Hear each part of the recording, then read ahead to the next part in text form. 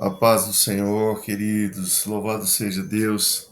Estamos muito animados porque estamos meditando na palavra do Senhor sobre um tema tão importante, tão especial, que é estudarmos o Evangelho de João para encontrarmos no Evangelho de João os seus sinais, os sinais do Senhor, os sinais que o Senhor operou e João registrou.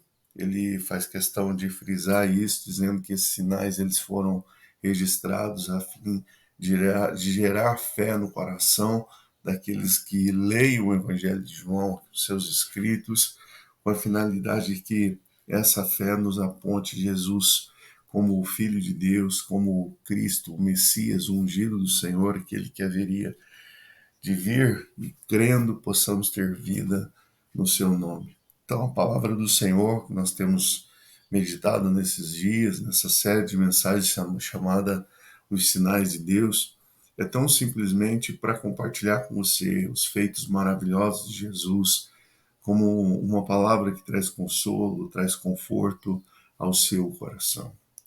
No entanto, no dia de hoje eu quero falar com você pensar sobre uma pergunta. Deus está conosco em todo o tempo? Deus está conosco em todo momento? Deus está cuidando da gente em todo momento? Se você é uma pessoa que crê no Senhor, você vai dizer que sim. Mas é uma certeza nós dizermos que às vezes parece que Jesus ele demora para nos socorrer, parece que Deus demora para nos responder. Por que acontece isso? Eu não tenho essa resposta. Mas o que eu quero dizer para você é que em todo o tempo Deus é bom, em todo o tempo Deus é fiel e em todo o tempo Ele está cuidando da gente. Tem muitas respostas que eu não vou ter, nós não vamos ter agora, mas nós teremos um dia, com certeza. Porque no momento em que nós estamos passando pela aflição, no momento que nós estamos passando pela dificuldade, isso é tão intenso, marca a vida da gente de maneira tamanha que nós somos muito impactados para poder visualizar as coisas que estão acontecendo e o que Deus está operando em nós, o que Deus está operando em nosso coração.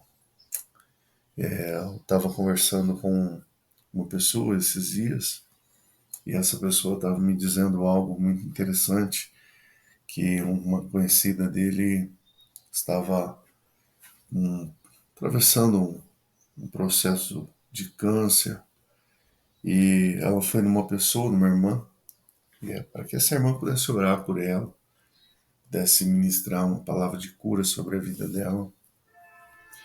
E para surpresa dela, a oração, a palavra que ela recebe, não é uma palavra de cura, mas ela recebe uma palavra de conforto.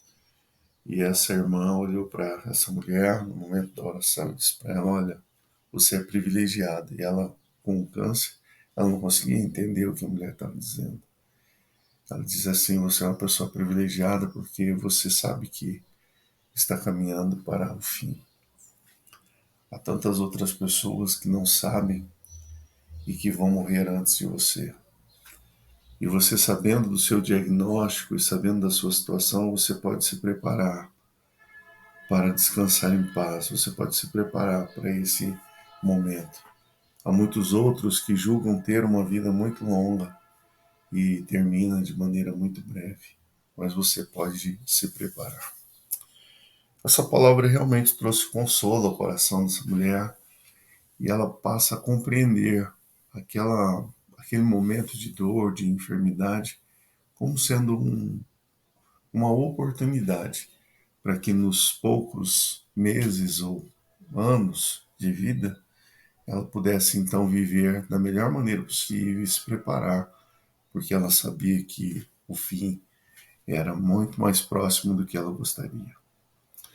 Nós não conseguimos compreender as coisas na hora em que as coisas acontecem, pelo menos na maioria das vezes não.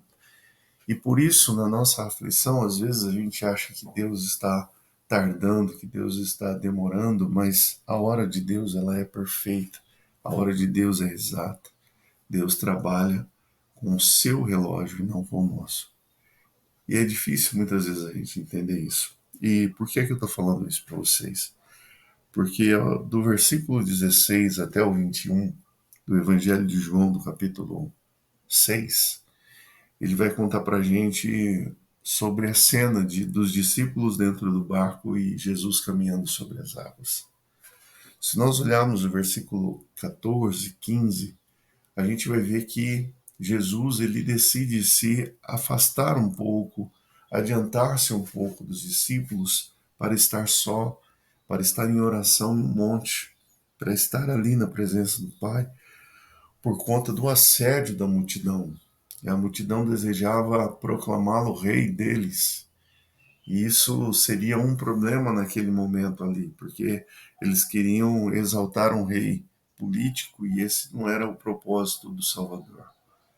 E então os discípulos, sozinhos, sem Jesus, eles entram no barco e eles vão para o lugar onde eles têm que ir.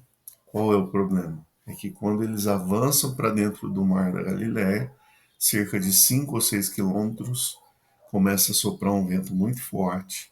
A embarcação que eles estavam era pequena, o mar começa a ficar agitado e eles passam a ter uma situação adversa para administrar.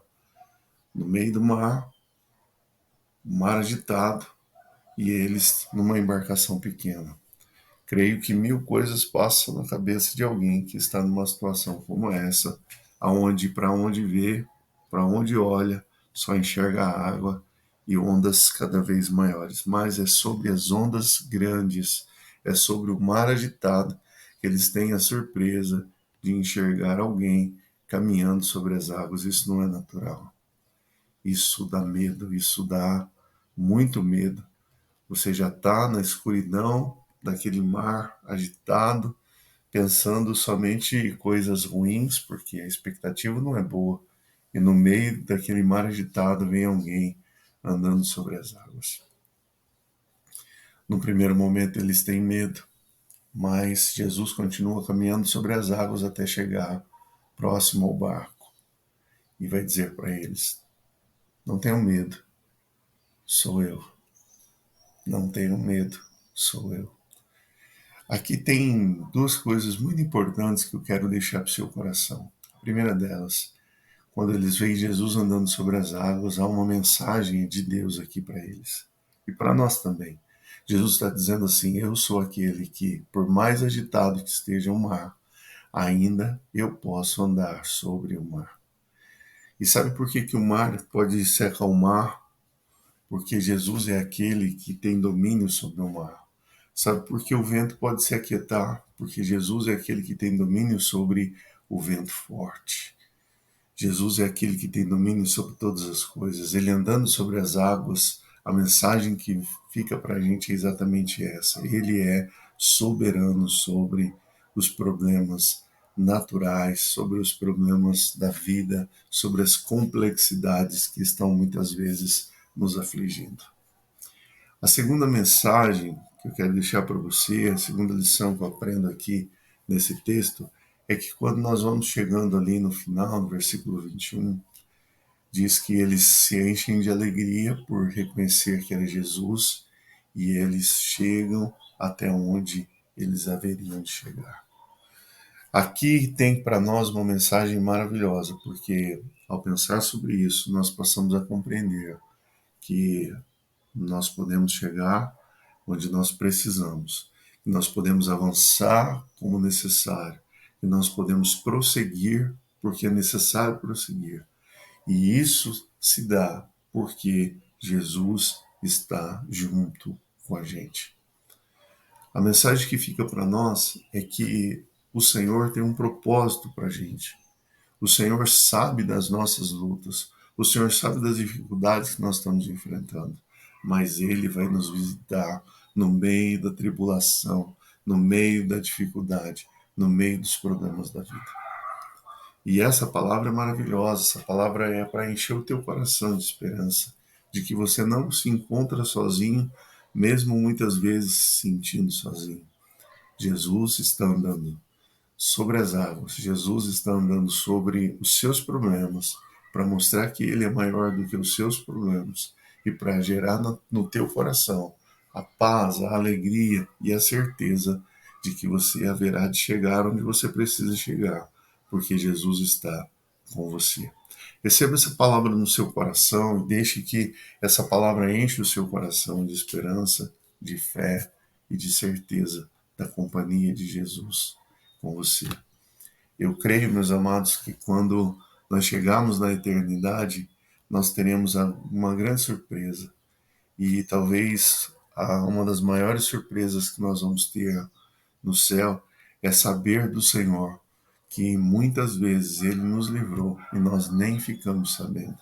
Muitas vezes Ele nos sustentou, muitas vezes Ele trouxe graça sobre nós para impedir que alguma coisa ruim, para que o mal batesse a nossa porta e nós não ficamos sabendo disso. Mas se chegamos aonde chegamos, isso é graça do Senhor, é bênção de Deus na sua vida. Então não se esqueça, você não está só, mas aquele que anda sobre as águas está com você. Deus te abençoe, Deus te fortaleça e te anime o seu coração, em nome de Jesus. Oremos. Pai querido, nós te adoramos, nós te glorificamos e te bendizemos. Obrigado porque a palavra que o Senhor nos traz é de que não estamos sozinhos, não passamos despercebidos aos teus olhos, pelo contrário, o Senhor nos enxerga, o Senhor nos vê, e o Senhor, ó Deus, no tempo oportuno, o Senhor vai trazer o livramento, vai acalmar as tempestades da nossa vida, para que possamos alcançar os nossos objetivos. Oramos ao Senhor, colocamos a nossa vida, a nossa casa diante de Ti e pedimos a Tua graça e a Tua bênção sobre cada lar, sobre cada vida, Deus, aonde chegar esta ministração, esta oração, que o Senhor abençoe de maneira abundante, em nome de Jesus. Deus abençoe você, meu querido, um dia maravilhoso na presença do Senhor, que a bênção de Deus te acompanhe, em nome de Jesus. Eu sou o pastor Alexandre e nós estamos juntos nessa caminhada com Jesus. Forte abraço, fique com Deus.